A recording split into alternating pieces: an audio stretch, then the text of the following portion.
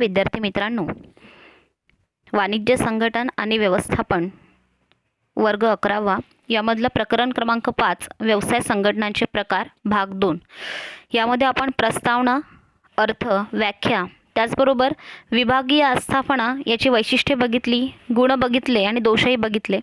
त्याचबरोबर आपण वैधानिक महामंडळ म्हणजे काय, त्याची वैशिष्ट्ये कोणती आणि गुण आणि दोष याचा पण अभ्यास आपण केला.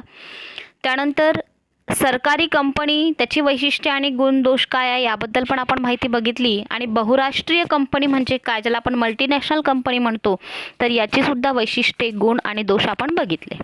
जवळजवळ हे प्रकरण आपलं संपलं. यामध्ये समोरचा भाग आहे तो म्हणजे फरक स्पष्ट करा. तर फरक स्पष्ट करामधला पहिला जो फरक आहे हा फरक आपण या व्हिडिओमध्ये जाणून घेऊ. फरक आहे तो म्हणजे खाजगी क्षेत्रातील संघटना आणि सार्वजनिक क्षेत्रातील संघटना. यामधला फरक आपण काही मुद्द्यांच्या आधारे या ठिकाणी जाणून घेऊया. पहिला मुद्दा या ठिकाणी आहे तो म्हणजे अर्थाचा. आपण खाजगी क्षेत्रातील संघटना याबद्दल आधी माहिती जाणून घेऊ. ज्या संघटनेचं व्यवस्थापन, नियंत्रण व अर्थपुरवठा व्यक्ती किंवा व्यक्ती समूहाकडे असतो त्याला खाजगी क्षेत्रातील संघटना असं म्हणतात. म्हणजे ज्या क्षेत्रातील व्यवस्थापन जे आहे, नियंत्रण जे आहे किंवा अर्थपुरवठा म्हणजे पैशाचा पुरवठा जो आहे हा एका व्यक्तीकडनं किंवा एका व्यक्ती समूहाकडनं केला जातो तर त्याला म्हटलं जातं खाजगी क्षेत्र. सार्वजनिक क्षेत्राबद्दल आपण माहिती जाणून घेऊ. ज्या संघटनेचं व्यवस्थापन, नियंत्रण व अर्थपुरवठा केंद्र किंवा एकापेक्षा जास्त राज्य सरकारकडे असतो त्याला सार्वजनिक क्षेत्रातील संघटना असं म्हणतात. म्हणजेच ज्या संघटनेचं व्यवस्थापन जे आहे किंवा नियंत्रण जे आहे हे सरकारकडनं केलं जातं, बरोबर आहे. म्हणजे ते केंद्र सरकारकडनं केलं जात असेल किंवा एकापेक्षा जास्त राज्य सरकारकडनं केलं जात असेल तर आपण त्याला सार्वजनिक क्षेत्रातील संघटना असं म्हणू शकतो. पहिला मुद्दा या ठिकाणी झालेला आहे. दुसरा मुद्दा आहे तो म्हणजे घटक. खाजगी क्षेत्रातील संघटनेमध्ये व्यक्तिगत व्यापार, भागीदारी संस्था, अविभक्त हिंदू कुटुंब व्यवसाय, कंपन्या, सहकारी संस्था इत्यादीचा समावेश हा होत असतो, जे आपण प्रकरण क्रमांक 4 मध्ये शिकलो आहोत. खाजगी क्षेत्र, तर यामध्ये व्यवसाय संघटनांचे प्रकार भाग 1 यामध्ये आपण खाजगी क्षेत्राबद्दल माहिती जाणून घेतली. तर खाजगी क्षेत्रामध्ये कोणत्या घटकांचा समावेश होतो की ज्या ठिकाणी एका व्यक्तीचं किंवा व्यक्ती समूहाची मालकी किंवा व्यवस्थापन असतं. ज्याप्रमाणे भागीदारी संस्था आहे, व्यक्तिगत व्यापार आहे, सहकारी संस्था आहे, अविभक्त हिंदू कुटुंब व्यवसाय पद्धती आहेत किंवा कंपन्या आहेत. तर या सर्वांचा समावेश हा खाजगी क्षेत्रातील संघटनेमध्ये होत असतो. सार्वजनिक क्षेत्रामध्ये कोणत्या संघटनेचा समावेश होतो तर वैधानिक महामंडळ आहे, सरकारी कंपनी आहे, त्याचबरोबर बहुराष्ट्रीय कंपनी जी आहे आणि विभागीय आस्थापना जे आहेत तर या सर्व संघटनेचा समावेश हा सार्वजनिक क्षेत्रामध्ये होत असतो. तिसरा पॉइंट या ठिकाणी आहे तो म्हणजे मुख्य हेतू. खाजगी क्षेत्राचा मुख्य हेतू कोणता असतो? जास्तीत जास्त नफा मिळवणे. म्हणजे जास्तीत जास्त नफा कसा मिळवता येणार आहे यासाठी खाजगी क्षेत्र कार्य करत असतं. सार्वजनिक क्षेत्राचा मुख्य हेतू कोणता आहे? समाजाला आवश्यक सेवा पुरवणे हा सार्वजनिक क्षेत्राचा मुख्य हेतू असतो. खाजगी क्षेत्राचा मुख्य हेतू आहे नफा मिळवणे आणि सार्वजनिक क्षेत्राचा मुख्य हेतू काय असतो? समाजाला सेवा पुरवणे हा याचा मुख्य हेतू असतो. चौथा मुद्दा या ठिकाणी आहे ते म्हणजे व्यवस्थापन. खाजगी क्षेत्राचं जे व्यवस्थापन आहे हे एका मालकाकडे असतं किंवा त्यांनी निवडून दिलेले जे प्रतिनिधी असतात खाजगी क्षेत्राचे तेच या ठिकाणी व्यवस्थापन करत असतात. एक तर मालक व्यवस्थापन करत असतो किंवा त्यांनी निवडून दिलेले जे प्रतिनिधी आहेत हेच व्यक्ती या ठिकाणी या क्षेत्रातील संघटनेचं व्यवस्थापन करत असतात. सरकारी क्षेत्रामध्ये कोण व्यवस्थापन करतं तर सरकारी अधिकाऱ्यांकडे किंवा संचालक मंडळ जे आहेत तर हे संचालक मंडळ या ठिकाणी सार्वजनिक संस्थांचं व्यवस्थापन करत असतं. खाजगी क्षेत्रामध्ये मालक स्वतः किंवा मालकाने निवडून दिलेले प्रतिनिधी व्यवस्थापन करतात. सार्वजनिक क्षेत्रामध्ये सरकारी अधिकाऱ्यांकडनं किंवा संचालक मंडळाकडनं सार्वजनिक क्षेत्राचं व्यवस्थापन हे केलं जातं. यानंतरचा 5वा मुद्दा आहे ते म्हणजे संस्थेचं आकारमान. खाजगी क्षेत्रातील ज्या संघटना असतात त्या कोणत्याही आकारमानाच्या असतात. जसं व्यक्तिगत व्यापाराचा जर आपण विचार केला तर व्यक्तिगत व्यापार हा लहान प्रमाणावर काम करतं. जर आपण संयुक्त भांडवली संस्थेचा जर या ठिकाणी विचार केला म्हणजे कंपनी प्रमंडळाचा जर आपण या ठिकाणी विचार केला तर कंपनी प्रमंडळ हा मोठ्या प्रमाणावर व्यापार करतं. म्हणजे खाजगी क्षेत्रामध्ये त्या व्यवसायाच्या आकारमानावरती ते अवलंबून असतं. सार्वजनिक क्षेत्रातील संघटनेचं जे आकारमान आहे हे कसं असेल, मोठं असतं आणि त्याचं कार्यसुद्धा मोठ्या प्रमाणावर केली जातात. सार्वजनिक क्षेत्राचं आकारमान मोठं आहे आणि त्याची कार्य जी असतात ही कार्यसुद्धा मोठ्या प्रमाणावर केली जातात. यानंतरचा 6वा पॉईंट या ठिकाणी आहे ते म्हणजे भांडवल पुरवठादार. आता याला भांडवल पुरवठा कोण करतं? मालक किंवा खाजगी व्यक्ती जे असतात ते स्वतः जवळची साधन सामग्री भांडवल म्हणून गुंतवलेली असते. जर आपण खाजगी क्षेत्रामध्ये व्यक्तिगत व्यापाराचा विचार केला तर व्यक्तिगत व्यापारी हा स्वतः नियंत्रक, व्यवस्थापक, गुंतवणूकदार असतो.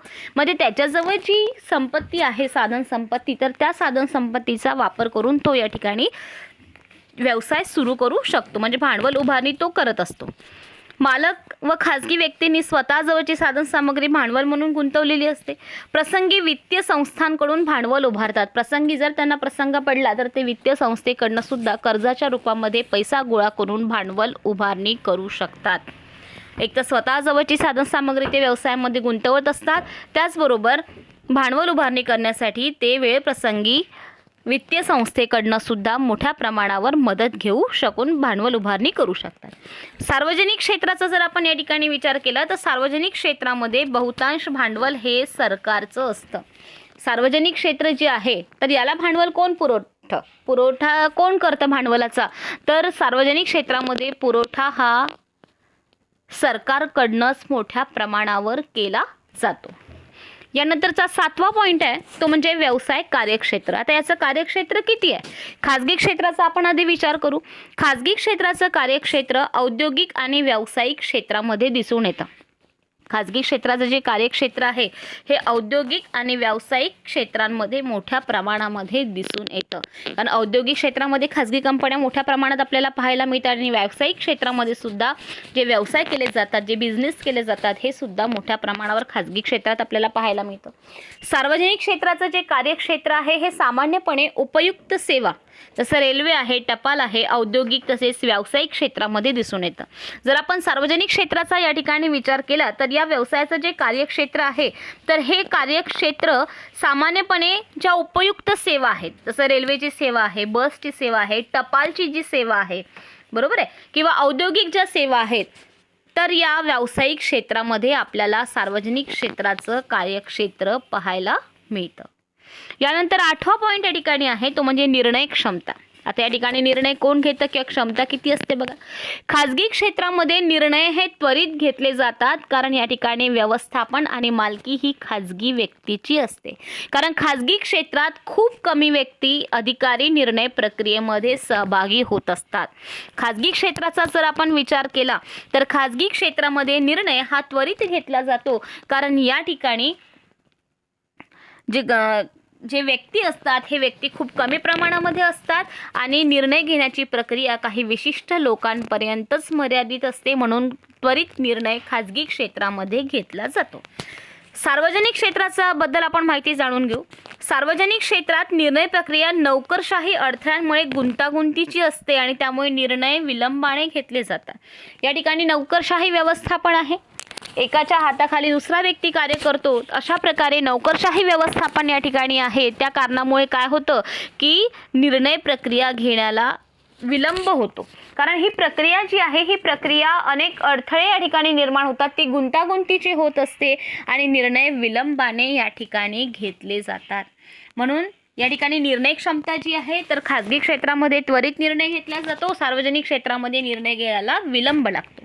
यानंतरचा शेवटचा आणि 9वा मुद्दा या ठिकाणी आहे तो म्हणजे कार्यक्षमता. खाजगी क्षेत्रातील संघटना व्यावसायिक दृष्टिकोनातून चालवल्या जात असल्याने अधिक कार्यक्षम असतात. खाजगी क्षेत्राचा जर आपण विचार केला तर खाजगी क्षेत्रातील ज्या संघटना आहेत तर या व्यावसायिक दृष्टिकोनातून चालवल्या जात असल्या कारणामुळे त्या अधिक कार्यक्षम असतात. आपण सार्वजनिक क्षेत्राबद्दल जाणून घेऊ. सार्वजनिक क्षेत्रात स्पर्धात्मकतेचा अभाव असल्या कारणामुळे कार्यक्षमता ही कमी असते. सार्वजनिक क्षेत्रामध्ये स्पर्धात्मकतेचा अभाव पाहायला मिळतो, स्पर्धा कमी प्रमाणामध्ये पाहायला मिळते आणि म्हणून त्यामुळे याची कार्य करण्याची क्षमता ही कशी असते, कमी प्रमाणामध्ये असते. पुन्हा एकदा आपण हा फरक थोडक्यात जाणून घेऊ. या ठिकाणी खाजगी क्षेत्र आणि सार्वजनिक क्षेत्रातील संघटना याबद्दलचा फरक आहे. पहिला पॉईंट आहे अर्थाचा. अर्थामध्ये खाजगी क्षेत्र कोणाला आपण म्हणूया, ज्या संघटनेचं व्यवस्थापन आणि नियंत्रण हे कुणाकडे असतं, एका व्यक्तीकडे किंवा व्यक्ती समूहाकडे असतं, त्याला आपण खाजगी क्षेत्र संघटना असं म्हणत असतो. ज्या संघटनेचं व्यवस्थापन आणि नियंत्रण हे सरकारकडे असतं किंवा एकापेक्षा जास्त राज्य सरकारकडे असतं, त्याला आपण सार्वजनिक क्षेत्रातील संघटना असं म्हणत असतो. दुसरा मुद्दा आहे घटक. खाजगी क्षेत्रामध्ये कोणते घटक असतात? एकल व्यापारी, भागीदारी संस्था, सहकारी संस्था, अविभक्त हिंदू कुटुंब व्यवसाय पद्धती आणि कंपनी, ज्याला आपण संयुक्त स्कंध प्रमंडळ म्हणतो, यांचा समावेश होत असतो. सार्वजनिक क्षेत्रामध्ये काय काय तर विभागीय आस्थापना आहे, वैधानिक महामंडळ आहे, सरकारी कंपनी आहे किंवा बहुराष्ट्रीय कंपनी आहे, याचा समावेश होतो. तिसरा मुद्दा आहे मुख्य हेतू. खाजगी क्षेत्राचा मुख्य हेतू आहे नफा मिळवणे, सार्वजनिक क्षेत्राचा मुख्य हेतू असतो लोकांना जास्तीत जास्त सेवा पुरवणे. चौथा पॉईंट आहे व्यवस्थापन. मालकाकडे किंवा त्यांनी नेमून दिलेल्या प्रतिनिधीकडे खाजगी क्षेत्राचं व्यवस्थापन असतं. सार्वजनिक क्षेत्रामध्ये व्यवस्थापन हे सरकारने नेमून दिलेले जे अधिकारी असतात किंवा जे संचालक मंडळ आहे त्यांच्याद्वारे व्यवस्थापन केलं जातं. पाचवा पॉईंट आहे संस्थेचं आकारमान. खाजगी क्षेत्रातील जे आकारमान आहे हे त्या संस्थेवर अवलंबून आहे. जर ते व्यक्तिगत व्यापार असेल तर त्याचं आकारमान कमी प्रमाणात असतं. जर आपण कंपनीचा विचार केला तर आकारमान मोठ्या प्रमाणावर असतं. सार्वजनिक क्षेत्राबद्दल जर आपण विचार केला तर आकारमान हे मोठं असतं कारण त्याचं कार्य हे मोठ्या प्रमाणावर चालत असतं. सहावा पॉईंट आहे भांडवल पुरवठादार. मालक व खाजगी व्यक्तींनी स्वतःजवळची साधनसामुग्री या ठिकाणी व्यवसायामध्ये गुंतवलेली असते आणि गरज पडल्यास ते वित्तीय संस्थेकडनं कर्जाच्या रूपामध्ये पैसा गोळा करू शकतात. सार्वजनिक कंपनीमध्ये बहुतेक भांडवल हे सरकारद्वारे पुरवलं जातं. सातवा पॉईंट आहे व्यवसाय कार्यक्षेत्र. खाजगी क्षेत्राचं जे कार्यक्षेत्र आहे तर हे औद्योगिक आणि व्यावसायिक क्षेत्रामध्ये दिसून येतं आणि सार्वजनिक क्षेत्राचं जे कार्यक्षेत्र आहे सामान्यपणे जे उपयुक्त सेवा आहे, ज्याप्रमाणे टपाल आहे, रेल्वे आहे, औद्योगिक आहे, तर इत्यादी ठिकाणी आपल्याला याचं कार्यक्षेत्र दिसून येतं. आता निर्णय क्षमता. खाजगी क्षेत्रामध्ये त्वरित निर्णय घेतला जातो कारण या ठिकाणी निर्णय घेणारे व्यक्ती कमी असतात. सार्वजनिक क्षेत्रामध्ये निर्णय घेण्यास विलंब लागतो कारण या ठिकाणी नोकरशाही व्यवस्थापन असतं. त्यानंतरचा शेवटचा पॉईंट आहे कार्यक्षमता. खाजगी क्षेत्रातील ज्या संघटना आहेत यांची कार्यक्षमता ही अधिक असते. का बरं? कारण त्या व्यावसायिक दृष्टिकोनातून काम करत असतात म्हणून. आणि सार्वजनिक क्षेत्रातील जी कार्यक्षमता आहे ही कमी असते कारण त्या स्पर्धात्मकतेचा अभाव आपल्याला या ठिकाणी पाहायला मिळतो म्हणून. या ठिकाणी आपण खाजगी क्षेत्रातील संघटना आणि सार्वजनिक क्षेत्रातील संघटना याबद्दलचा फरक जाणून घेतलेला आहे.